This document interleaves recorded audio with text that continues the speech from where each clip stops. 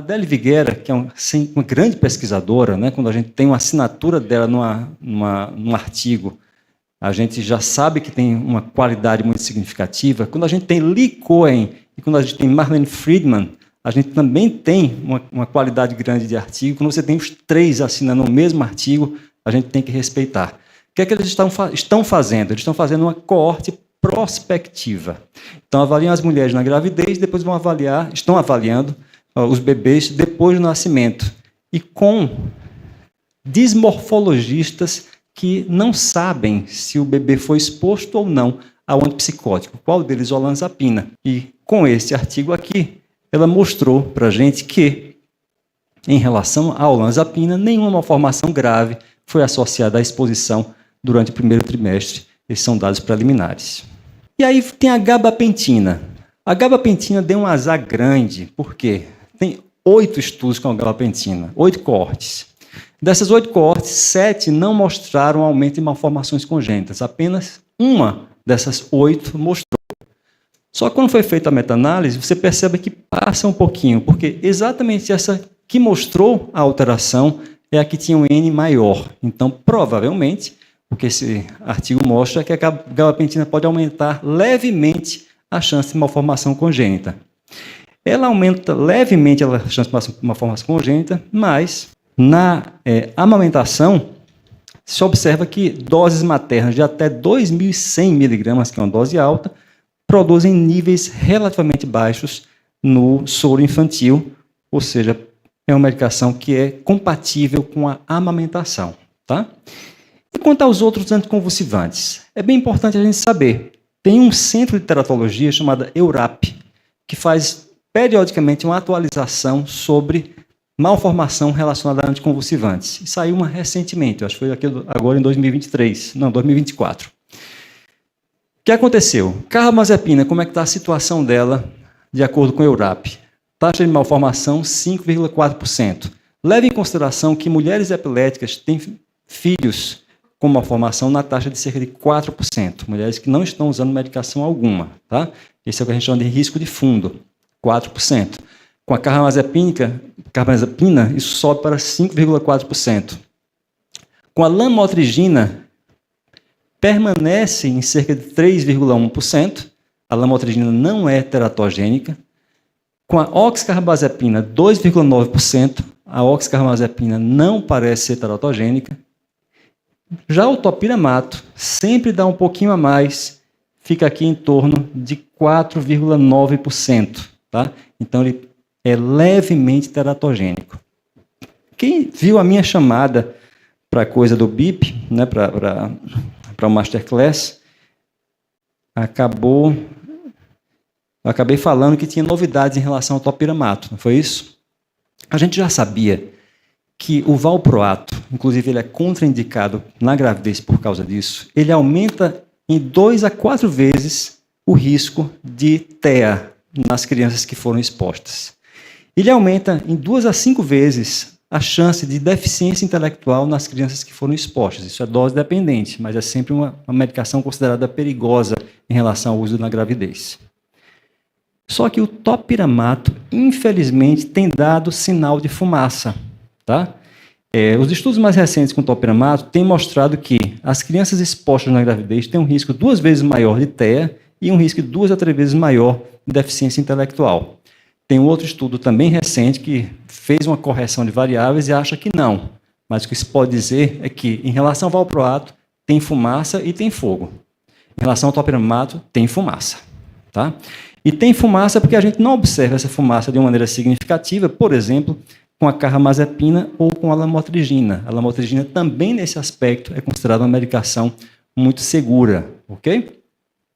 Antes que vocês me perguntem, e quanto à pregabalina? A pregabalina tem 6 estudos de coorte e as taxas de malformação giram em torno de 4,8% a 5,6%. É mais ou menos o que acontece com a gabapentina. Tá? Então, provavelmente, a pregabalina aumenta levemente a chance de malformação congênita. Bem menos do que acontece com o valproato, que chega a 10%, menos do que acontece com a carbamazepina, que sempre fica em torno de 5% a 6%. Se a gente vai buscar na literatura A gente vai achar um consenso recente europeu, sobretudo pesquisadores italianos, que vai mostrar que os antidepressivos como um todo parecem ser seguros na lactação.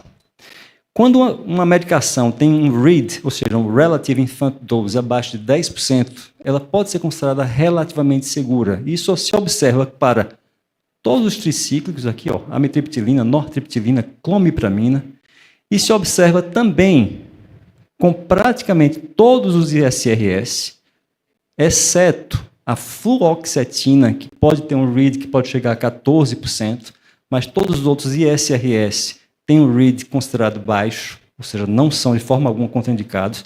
Nem a fluoxetina é contraindicada, mas é uma medicação que você tem que ficar com o olho mais aberto quanto a possibilidades e efeitos colaterais no recém-nascido, como irritabilidade, dificuldade com sono ou dificuldade para se alimentar.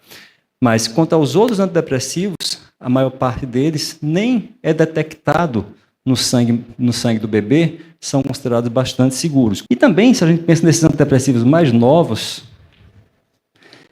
como venlafaxina, duloxetina, a gente vai ter também um RID mais baixo, tá? Sobretudo aqui a duloxetina, ela tem um RID bem baixo e ela não é detectada no sangue do bebê. E a vortioxetina também, aparentemente com RID baixo. Bupropiona, mirtazapina, trazodona, também todas têm o Relative Infant Dose baixo.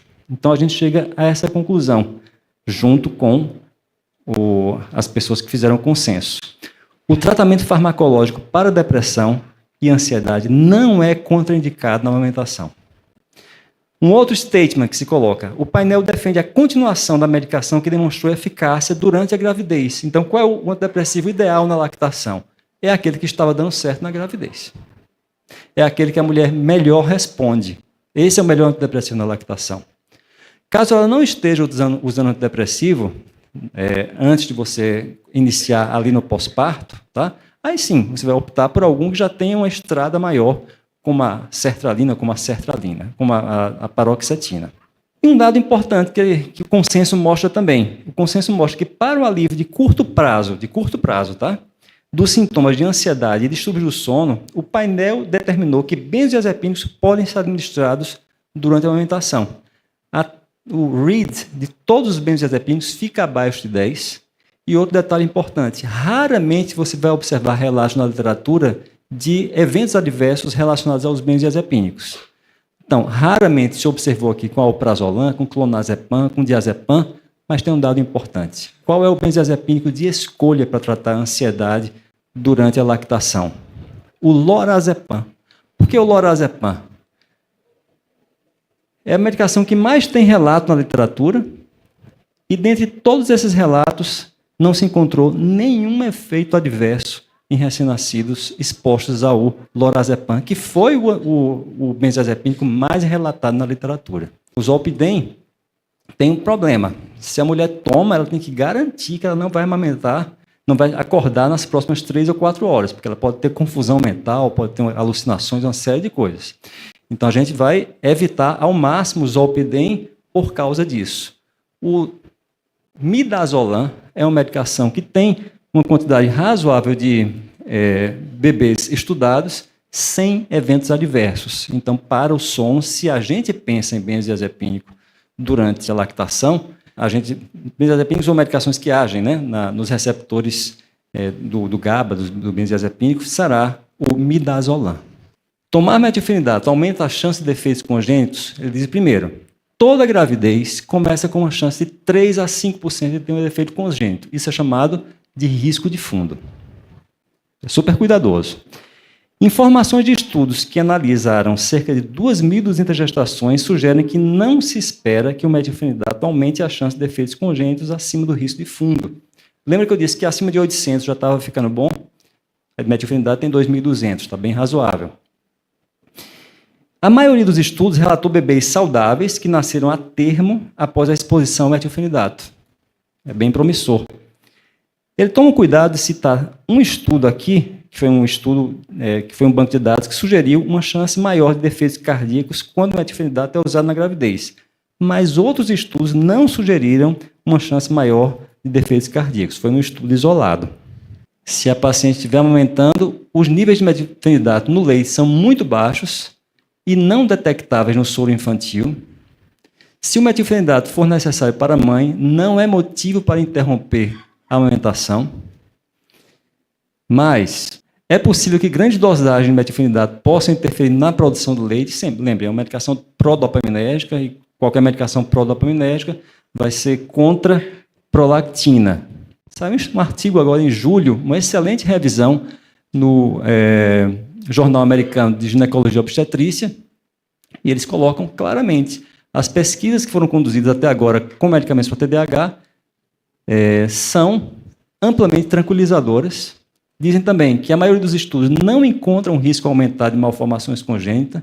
Dizem também que tem esse risco ligeiramente aumentado de defeitos cardíacos num dos estudos, inclusive citam aqui o estudo mostrando um aumento de defeito cardíaco de 1,07 para 1,7, mas mencionando também aqui que outros estudos não encontraram essa associação.